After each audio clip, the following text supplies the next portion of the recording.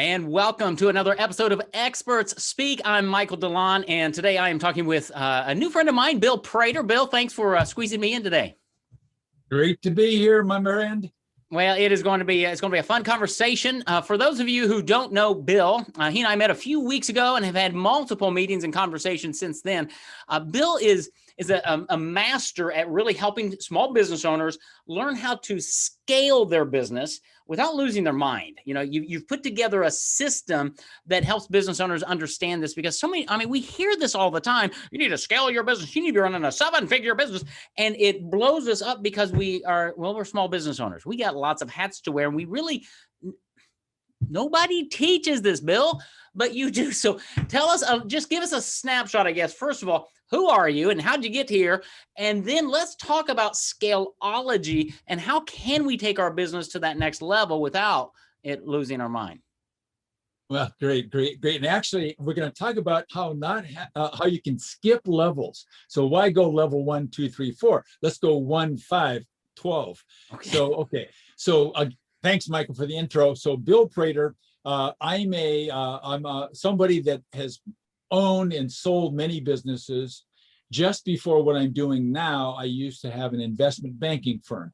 Michael, you know that. And so I had offices all over the US, but primarily on Wall Street. And I had the unfortunate situation where we moved eventually from Wall Street to the World Trade Center. Yeah. I had sold my business by then, but thank goodness everybody in the building and my company in the building were fine. Good. But the key thing that happened to me when I owned the investment bank is really kind of the catalyst for what we're talking about today, Michael. And that was that I became, although I had, from outside view, people thought I was doing fantastically well. The truth was I was internally frustrated and disappointed. And I knew without a shadow of a doubt, even though I had over 125 employees at that time, we'd raised over $1.75 billion for small and medium-sized businesses. I knew without a shadow of a doubt that nobody would buy my business because it was all centered around me. I was the deal maker. I was the person that gave all the directions. I was exhausted at all those people. I did have some managers, but effectively, the business revolved around me. I call that a boss-centric business. Okay. If you've got a boss-centric business, believe me, nobody's going to buy your business because it requires you. So what I did is I went on a quest and I tried to figure out a business management system that would work for me to help change the way I was running my business and make it marketable. And I couldn't find one. You already said there's nobody teaching this stuff. So I went to business schools. I went to consulting companies. I went to the big 5 accounting firms. I knew several and met many business book writers. None of those people can help us as business owners. They're all focused on, if you will, projects or public companies. Readily available data. So they don't know. Certainly business schools don't know. They teach people how to be employees. They give them an MBA, makes them an attractive employee. You can get them for project managers and things like that. So I created a system, changed my business, sold it to Oppenheimer in 1999. Okay. Now, the good fortune was I built the system in such a way so it worked across every industry, every size company, top to bottom within the company, etc. So when I sold my business, I just changed hats and became the consultant to the same exact clients that I've been working with for 15 years. How cool. So when I started business, it was pretty enviable because all I did was execute. I didn't have to do any selling or marketing, any of that stuff. And so time has gone on and things have changed. Still today, about 20% of my client base produces 80% of my revenue. That should resonate with everybody, the old 80-20 principle. Right.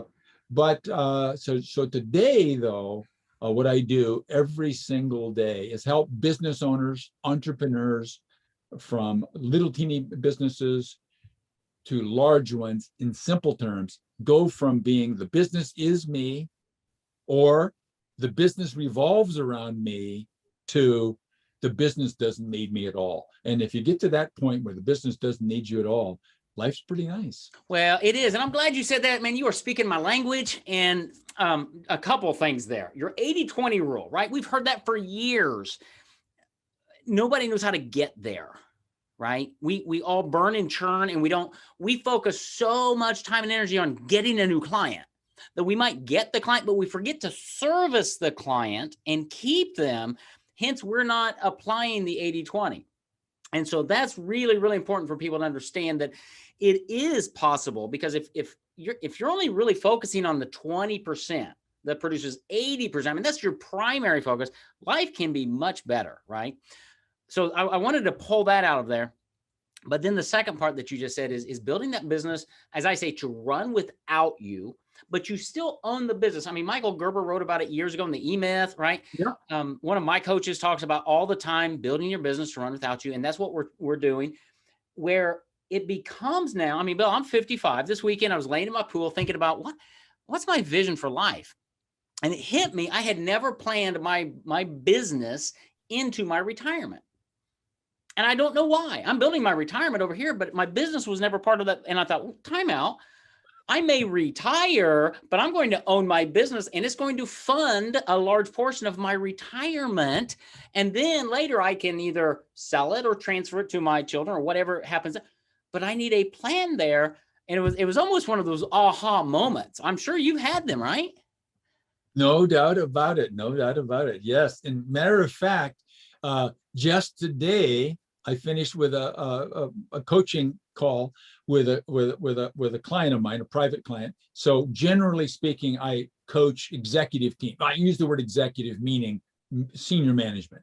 A lot of people don't really like to be called executives. But Bob, I've been working with him for 3 years, and we've tripled the size of his business. The business has been around for 50 years. So it was pretty nice to be able to have that change in trajectory event. When that happens, it attracts buyers, right? Yes. So he got an offer for $10 million for 40% of his company, making the company worth 25 million. So I was talking to him today, and there's some details about it. You know, my background's investment banking, so I understand these things. But I basically was able to tell him I wouldn't do it. Yeah. Because of some technical reasons. But what I said to him was, Bob, you're 62 years old. What are you going to do with $10 million? Yeah. And he didn't have an answer. And I said, I think that tells you. I mean, you've got to have a plan, for the next phase and next phase of your life. And some of it includes, or should include, money, because maybe you want to stop working and use your capital. And he said, well, I think I can get more by still working for a while longer. Yeah, well, totally. And my coach, who talks to me all about this, he's built, a few $1 million companies, and he says, that's my golden goose, because he still owns the company, but he works in the company like 4 hours a week, right? Because his son's running the company. And he says, that's my golden goose. I'm never selling that. And he gets to travel, he gets to coach, he gets to live the life he wants because he's built it properly. And that's the whole thing is, retirement. Well, what is that? Well, it means I'm going to move from doing one thing to the next thing, but I still want the revenue. But it's the mindset that too many business owners don't have, because they're, as Michael Gerber would say, they're really not business owners, they're practitioners. So I'm sure you help with the mindset of thinking at a higher level and then saying, okay, great. Well, how do I get there? Well, now here are the systems and the processes. Is that what Scaleology is all about? Well, that's a great tee up. Thank you very much. So first, you use a word like mindset. Now, mindset is a word that I call a container word. By that, I mean, it's a word that's common, relatively common, and people have different definitions of what it is. So I like to avoid using container words because of this misinterpretation. So I use the word, if you will, intention, which is a little more powerful than mindset. Yeah. So a mindset is kind of the way you generally think, but relative to running your business, if you've got an intention of what the outcome should be, It's a very strong word. So part one of the scalology model is intention. Having an intention to build a $25 million business, having an intention to continue to have your business as part of your life until the day you die. Whatever that intention is, if it's powerful enough, and it needs to be, that's kind of part one. Part two, people will use words like planning or strategy, etc. I use the word design. So you need to have your business built by design, i.e. a blueprint.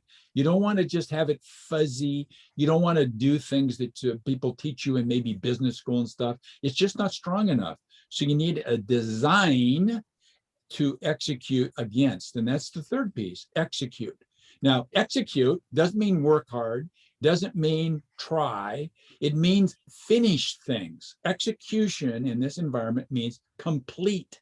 So you and your team needs to have an intention, a design, AKA a game plan, and then execute what in the world it is in that plan. And then third, I use the word accelerate, because after you finish those three things, we need to keep going. So now we're going to accelerate. We're going to, if you will, separate stage one and go to stage two. And we're going to fire through these levels and get to, if you will, make quantum leaps. So I don't know if you noticed or not, but intent, design, execution, and accelerate, that's idea. So the whole scalology is around an idea. And I like to use, if you will, those kind of acronyms so people can't forget. So idea, intention, design, execute, and accelerate. That's beautiful, man. We are like brothers from another mother. I'm an acronym guru, man. I'm always, because I can own that, I can remember that, I can share that, and it's so important. What you just said is intention. That's good. Design is great because most small business owners don't have a design for their business. No. And they really don't execute very well because they're so busy looking at what the new shiny object is, right? Correct. Yeah, absolutely. And they don't realize that they want to accelerate their growth, but you can't get to acceleration until you do the other three. There is a process. And now you talked about skipping steps and all of that, but I presume those are still in line with these four. How does that work? Well, right now we've talked about the 80-20 rule, which has its origin in a fellow named Pareto. Yes. So another tool that I invented is called Pareto to the third power, or P3. So for those of us that don't know or forgot a little bit, the 80-20 rule says that 20% of the inputs produce 80% of the output. That's Pareto to the first power. Very powerful thing. But I take it two steps further. So what's 20% of 20? 20% of 20 is 4. That says that 4% produces 80% of 80. 8 times 8 is 64. 4% produces 64%. And then Prater to the third power, or P3, is 20% of 4. It's 0.8. Let's call it 1. So 1% produces 80% of 64. You do the math, it's a little over 51, but let's call it 50%, saying that one thing produces half of your outcome. So part of the whole tool that I built in the scalology model is doing that sort of thing for your entire business. Now, as it turns out, I teach, coach, and train people to use a single piece of paper to run their entire business. Now, people say that is impossible. Well, I'm telling you, I've been doing this since 1999, and I already told you that I raised $1.75 billion in my investment bank. I've created well over $5 billion in business value, and it's real, meaning that my clients have sold their businesses for more than $5 billion using one sheet of paper. So Pareto to the third power, going through 3 or 4 sections of your business, like financials, like quality, like productivity, like business development. We'll find 3 or 4 in each of those areas using Pareto third power, picking out the one thing that produces half our results. You get that on one piece of paper, there's your design, and then every single day your team works on that piece of paper, nothing else. And now I realize that there are multiple people in the company. So if you're doing nothing else, there's somebody else picking it up, and picking it up. If we're a solopreneur, it's frankly a little harder. That's why, I've got a small staff that's helping me out, doing the things I'm not good at. I know, Michael, that you're an ace in technology, and of course you do all of that yourself. But that's already it. So that's a tool, Prater to third power, that everybody listening to us right now could use every day. In other words, what's the one single thing that we can do today, and or if we're doing it at night, tomorrow, the one single thing that'll give me half the results I need for the day. Yep. If you get that one thing done first thing in the morning, you can rest. Yeah. You can go fishing. You can go down to Little Rock and have lunch. If you can find parking spots. But not downtown, because you can't find any parking down there. All the parking garages are full. That's a story for another day. Here's what I want to unpack from right there, because you're so spot on. My 3 words that I've shared with you before that I try to live by are clarify, simplify, multiply. I mean, they don't make an acronym, but it is clarify. It's finding that one thing, simplifying my business on one sheet of paper. When I do that and focus there, my business does multiply. And the book that really, really impacted me a few years ago, and I've read it multiple times, that says exactly what you're saying here, is called The One Thing by Gary Keller. There it is, right behind me. Yeah, it's amazing what that does and the way you bring that out, because as business owners, we focus on, well, we don't focus at all. We're all over the place. But when you can focus, even if it's for 2 hours a day or 2 hours a week at the beginning, you make massive acceleration when you're focusing on the right one thing, right? And then the other thing you touched on small business owners, specifically solopreneurs, but even if you're just have 2 or 3 staff, is having more people around you, hiring like a virtual assistant, training them to take some of the stuff off of your plate so that you can focus. I find a lot of entrepreneurs are resistant to that. They're scared of it because they've never done it. I'm telling you, dude, it frees up a lot of the minutia so that I can focus. I mean, help us understand everything I just unpacked there. It really is having that intentionality to design it properly, and getting your business plan or your business down to one page is huge. Yes, it is. But to the point, your point of being a solopreneur, it's a tough spot to be in.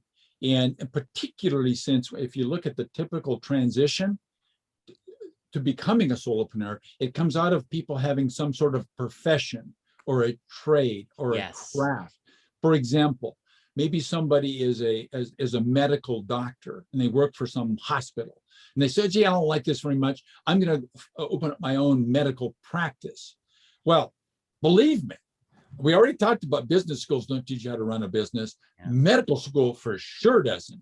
So you can apply that to any sort of a trade. And a lot of people think, if I just do my skill as a project manager or do my skill as an SEO expert or do my skill as a copywriter, I can create a business out of that. Totally not true. You've got to absolutely, at the minimum, have 2 jobs. One is owner, the other is practitioner of whatever in the world it is that you're doing. So that complicates things. It's a lot harder to be a solopreneur than it is to be a craftsman, a professional working for somebody else. So how do you break through that? Well, one, literally, I advise people sometimes to have 2 hats. Change their hat. Actually says boss and doer or something like that. That's and do something though that you actually isolate, carve out time that says something like business versus delivering massages. And so that's kind of the first step. Second step is realize you're not a superhero. And even though people say things like do it yourself or figure it out and all that, it's a complete waste of time. It's a great exercise to sit down and list all the stuff you do. Big list, maybe it's 127 things long, maybe longer, maybe shorter. And then do Pareto to find the top 20. And in this particular case, use the filter that says, I love this. And 2, I'm good at it.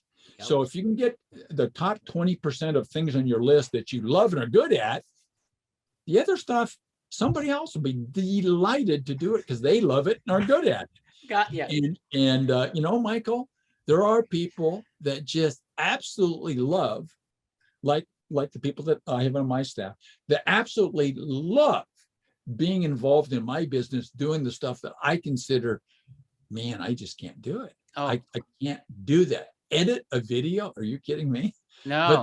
But they do it and they love to be part of it. So like we're doing now, I have a podcast as well, as you know, you've been on it. And so the person that does that for me, she listens to the entire thing because she wants to get to know the people that we're involved with. She's not just editing the video. Yeah. And that makes it very valuable because I got a note from her today and said, don't forget about Dan.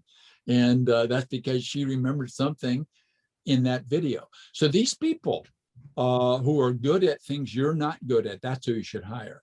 Do not hire somebody to do the things you're good at, number one. Number 2, never outsource the marketing. Yes. Do it yourself. By marketing, I mean bring in new business. Yes. That's a long answer to your short question. Well, it is, but boy, there's so much there, Bill, because everything that you just talked about in that whole process goes back to intention. What is your intention with your business? And do you plan to have a business versus being a sole proprietor? And that's a choice you make, right? Right. Have you designed your business to fulfill your intention? Where is that design on paper? Where's your one sheet of paper, right? How are you going to execute that? Because probably you're going to need some help. Well, okay, you don't have to hire people. I learned that a few years ago. My first hire was so scary. I'm like, I can't pay somebody $80,000 a year. You don't have to. There are people who can do project-based things and work for good golly. I've hired all kinds of people, short-term, part-time, contractors. They're phenomenal, and they really don't want to be an employee. They like the gig economy. Works for everybody. So it really comes down to that intentionality. And you forgot accelerate. Well, accelerate. Yeah, push down the pedal and jump up 2 or 3 levels. Yes, yeah, and part of that accelerate is to surround yourself with people who think like this, who have done things like this, because it is possible. I'm in another mastermind group, and I sit in a room with about 14 people. And about 7 of them, Bill, are multimillionaires from building businesses from scratch. I sit in that room because I want to know how they think, because they think at a level way higher than me. But I know that when I'm in that room, pretty soon I'm going to be one of them helping the next guy up. So I know you've got some programs that I want our listeners to know about so that they can start putting themselves around you and your world. I don't know many people, Bill, by the way, who've raised that kind of money, okay? The billions and billions of dollars. So I like to be around people like you because you just think differently than me. And I love that because that's going to help expand my world and go, I could build a business. I'm going to create a 50-year vision for my business. In 50 years, I'm going to be dead. But my son's going to be alive and my grandchildren are going to be alive. And hopefully this business will run in perpetuity for my family. That's legacy. That excites me. That's intentionality, right? Yes, it That's is. where I'm going. So we want to be around people like you and around Scaleology and things. How do people, and I'm going to put some things in the show notes, but talk to us. How can people put themselves around you and your world? What are some of the easy ways? Some of the easy ways, of course, are to go to scaleology.guru And then there's a tab that says podcast. And in there's a couple hundred interviews like we're doing now. One of them is Michael DeLone. And so you'll find that, but that's probably the simplest one. And that brings us kind of the second thing. So I mentioned a couple hundred people. All these people are long-term or near-term partners of mine. Now, you mentioned people helping you out, and many, many, many times, it's unbelievable, but it happens all the time. People love to help. If you say, how can people help? And they don't necessarily charge. So I built my business by leveraging my partners who, out of gratefulness, sometimes revenue sharing, but out of gratefulness, just help me out every single week. I've got 2 or 3 people helping me out. So Michael knows, because he's part of what I'm now going to tell you about, and that is the CEO Alliance. CEO Alliance, I built this as a way to cut through all the noise and turmoil and excitement, actually, that's going on. But what I mean by that is, many of us, all of us, probably every week, maybe even every day, get exposed to some fantastic something. And what happens is the person that has this thing has become very good at marketing, meaning that you will watch a webinar, or you'll go to a what's called a landing page, and you'll read this copy and go, this is so fantastic, I need to buy this piece of software. Maybe it fits, maybe it doesn't, but it was sure sold well. And so you've bought it, maybe you've used it and find out it didn't fit, or maybe you've bought it and put it on the shelf just in case you need it one day. So the CEO Alliance is a mashup of seasoned business owners, people that understand what we're talking about right now, Michael. Yes. They've got bruises. They know they're trying to build a business. They feel themselves banging around and not getting as far forward as they want. So together with, and here's the magic, together with subject matter experts that are there and are pledged to support the entire community by offering help at the right time. So we've talked about the progression from a solopreneur to a boss-centric company to a team-centric company. All businesses are someplace in that spectrum. All products, all services, and so forth are not appropriate. So the Alliance is designed to help people take the right step to build their business by design, to select the right tools, services, support that they need from the various subject matter experts. And in any event, right now, people can go to joinceoalliance.com, joinceoalliance.com, and get in there for free. And then they can see if it works for them or not. And if it does, become a full-time member. If not, say goodbye. But I think generally everybody listening to us would love CEO Alliance. So joinceoalliance.com. That's awesome. And one of the cool things about this is instead of going and buying a product and having one guru, I'm not buying Bill. I'm getting into in a sense, a mastermind world that if I need help with branding, great. If I need help with Facebook, great. If I need help with accounting, great. There are subject matter experts in there that you can just reach out to. How do I help? Follow them. They've got court. It's really a cool concept that Bill came up with. And so I'm a big proponent. Wanted to share that with everybody. I think, Bill, that's a great idea. So, but I want people to go there. They're going to be hearing about it through my emails as well. But I definitely wanted to expose you to my audience and let them understand that there is a way to scale businesses and to run a business and to have it run without you, and to really be a blessing and to leverage partners like you've talked about. There's just a bigger world out there that most business owners just never even tap into. And so I appreciate you, Bill, taking some time to be with us. We've just scratched the surface, but if people go to joinceoalliance.com, check it out. It's probably for you, but you never know. But go check it out. It's a free trial, and definitely listen to some of those podcasts. Bill just interviews a lot of cool people that can help you just by listening a very short time. So, Bill Prater, thank you so much for being with me. Look forward to continuing our relationship, buddy. Yes, indeed. Thanks a lot for having me on the show. Everybody listening, thanks for spending your time with me. I'm very grateful. All right. Take care, buddy. Bye-bye.